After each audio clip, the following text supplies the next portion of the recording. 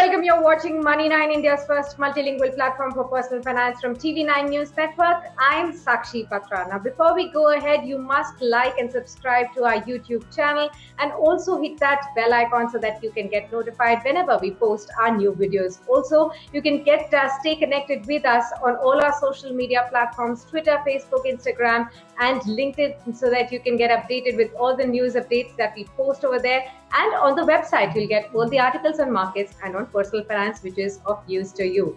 Today on the show, I'm going to be joined by a very special guest. Mr. Mayuresh Joshi, Equity Research India from William O'Neill and Company, joins in. Thank you very much, Mr. Joshi, for joining in on Market Masterclass.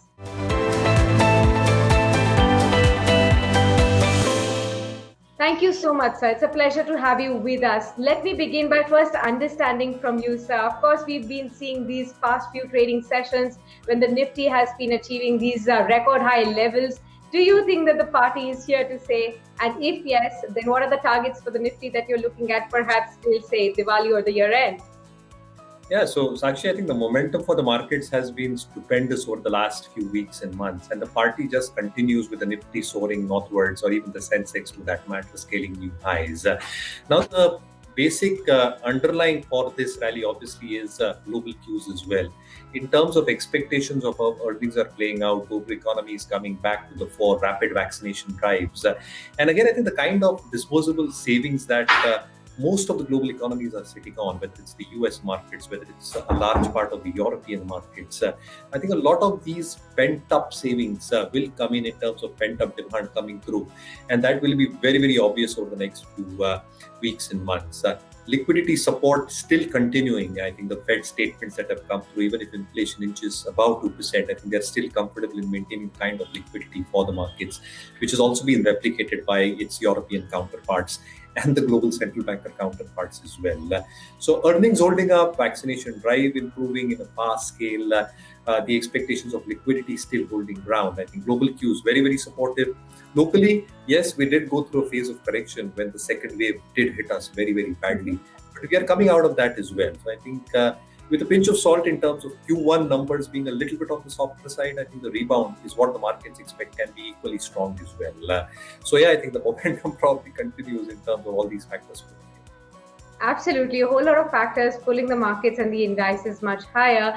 Now, you did talk about valuations, earnings. I am going to discuss all of that as well. But before that, your recent report on the unlock trade is where my focus is going to be. All of us are coming out of this second wave, which has peaked out, thankfully, and we are seeing states gradually opening up with more and more COVID-battered sectors now getting to breathe after this period of second wave of lockdown as well.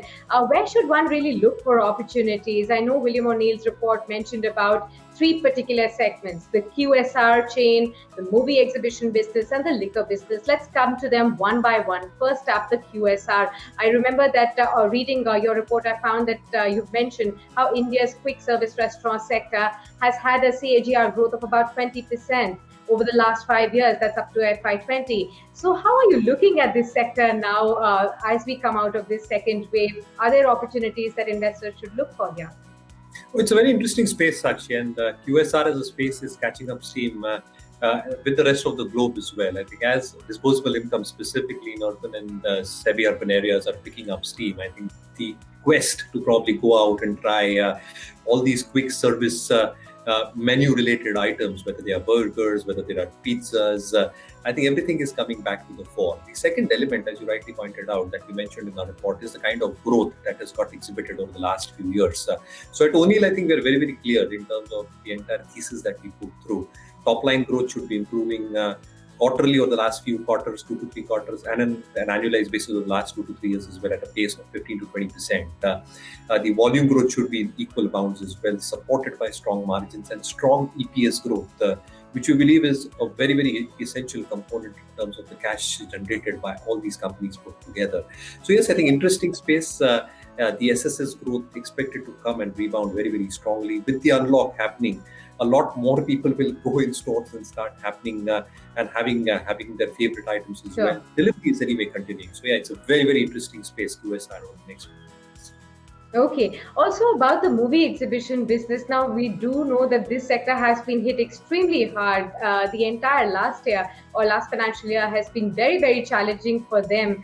Uh, but still, there is uncertainty around this business because the cases are still high, the fear is too high. The second wave has hit home, and which is why people are scared to go out, especially in closed areas, which is being recommended against. So, how do you see this business really panning out from here? Is this going to be a challenging time further on from here, and how long?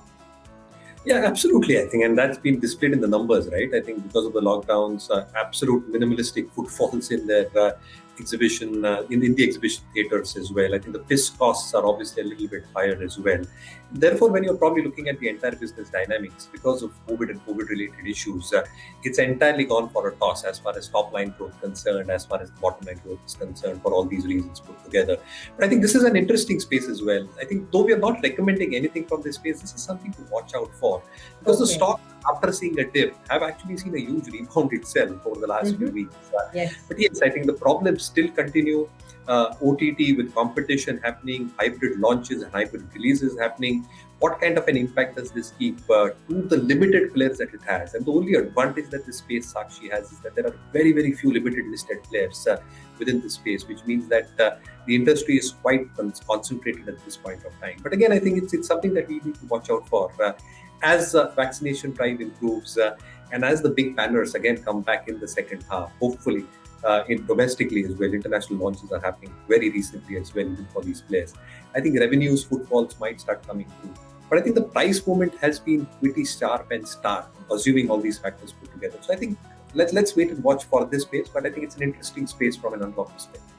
Sure. The third segment that you talked about in your report is the liquor companies. Now, these beverage makers, the pandemic, how has the pandemic really affected their business and what's the outlook there? I remember only for the initial bit, they were actually completely shut. But after that, at least in India, they have had their business running. But how have the numbers spoken about the kind of impact of the pandemic and how does it go forward from here?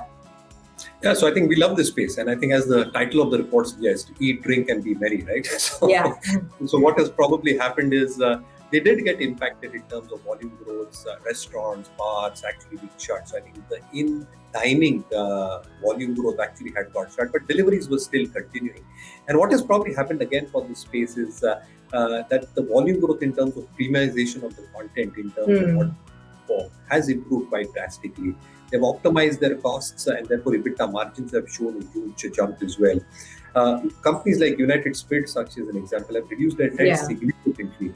Radico, which we've also covered in our report, has their debt EBITDA at around 0.5 times, which means that as things improve, both in terms of in dining, deliveries, and generally, I think the consumption pact as a trend, I think it's a larger extension of consumption, liquor stocks. I think that should probably show larger traction in operating leverage. Sure.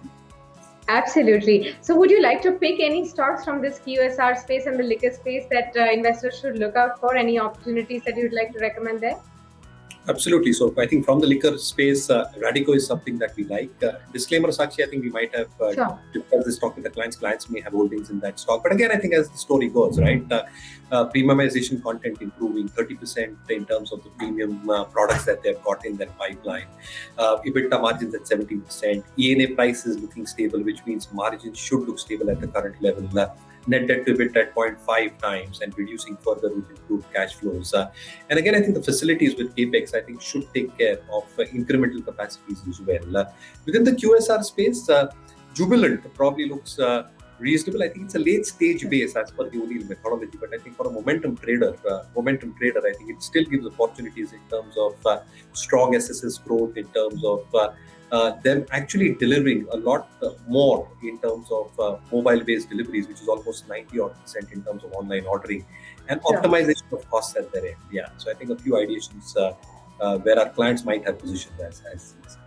Okay, fair enough. Noted those, the QSR space and the liquor space to watch out for. These are the particular stocks that definitely one can look at how they build up from here on. Let's talk about now the earnings and the valuations front. What did you make of the earnings season so far, and how do you see them panning out, especially keeping in mind that the next quarter will definitely have the impact of the second wave?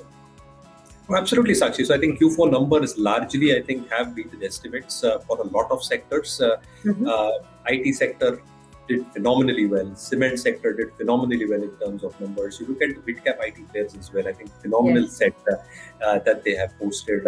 Even the larger companies, have a look at the outperformance in terms of expectations that got built in. From HUL as an example, from L&T as an example. So I think all the spaces largely have done very, very well from an earnings perspective. Q1, the earnings hit is going to come through. So I think there are no two ways about it. Till what Hmm. extent, I think the numbers will lay testimony to that fact. But even if you assume that Q1 numbers a little bit soft because of the monsoon offset, a lot of infra-related sectors actually take that hit. Whether the Sure. banking space takes a hit because of lower underwriting, asset quality pressures, credit cost inching up, all that will get gestated in Q1 numbers and the commentary. Q2 probably a recovery phase for them, but the second half again, like last year, can be a huge phase where I think the recovery can come thick and fast, and therefore I think Sure. the earnings should improve significantly in the second half. Laying base that annualized earnings might come down, but largely I think certain pockets, certain sectors, certain stocks having leadership positions can exceedingly do well even in the next few quarters. Okay, second half is definitely going to be watched out for the earnings to revive from the impact of the second wave, which comes in the next quarter. So, that next quarter perhaps, but soon after there could be a sharp recovery as well. Now let's talk about the valuations. There is continuous talk about how the market cap to GDP is way above the average. It's around 103, 110. So, all of this, how are you taking that? Is it appearing a little pricey for you? And also, where do you think there are pockets of fraud perhaps building up? On the other hand, where is it that you would advise investors to keep, book some profits from the table of? Yeah, so a large element of valuations again is a lot of consensus estimates put through, and what we've probably seen in terms of mean averages over the last 3 to 5 years. Now we are evolving, right? And because sectors are evolving, because the stocks are evolving, and things are also improving at a fast clip. From a consensus valuation perspective, yes, I think the markets have exceeded both in terms of price earnings and price book multiples. But largely, I think if you look beyond this, right, and as our methodology goes, I think if you look beyond this and look at the earnings perspective that certain sectors and stocks have to offer, I think you can cut the noise off. So I think IT as a sector is something that we still believe can do exceedingly well over the next few quarters. Within infrastructure, cement as a fact can do exceedingly well as well. Where the froth has got built up, I think a lot of people are talking about these commodities plays, actually, metals, ferrous, non-ferrous, having moved significantly higher. And a lot of these stocks within these spaces are way extended, 100% from the 200 DMA, which does not give us a comfort level at this point of time. So yes, I think it might be a mid-cycle for these commodity players in general. But generally, I think if you probably look at all these spaces, I think except one or two cases within this metal pack, I think they are extended, and therefore I think taking some money off might make sense. The other pocket where there might be some valuation discomfort or even some discomfort in terms of extension might be these stocks which are related to the brown good or the white good appliances as well. I think they've moved significantly higher, taken into account everything that has come through at their pace. But largely, again, I think a little bit extended from their bases and a little bit extended in terms of their long-term means as well. So I think a couple of sectors that I'll probably watch out for books and trends. Okay. And lastly, I have to ask you that you know about the new upcoming unicorns which are slated to get listed. How much appetite do you think the market has for these IPOs? Of course, there has been like a silent period for this like last 1 or 2 months. Before that, it was a rush of IPOs. And again, we are seeing this buzzing action again building up with these Nykaa, Paytm, Delivery, all these urban kind of companies, all set to hit the street.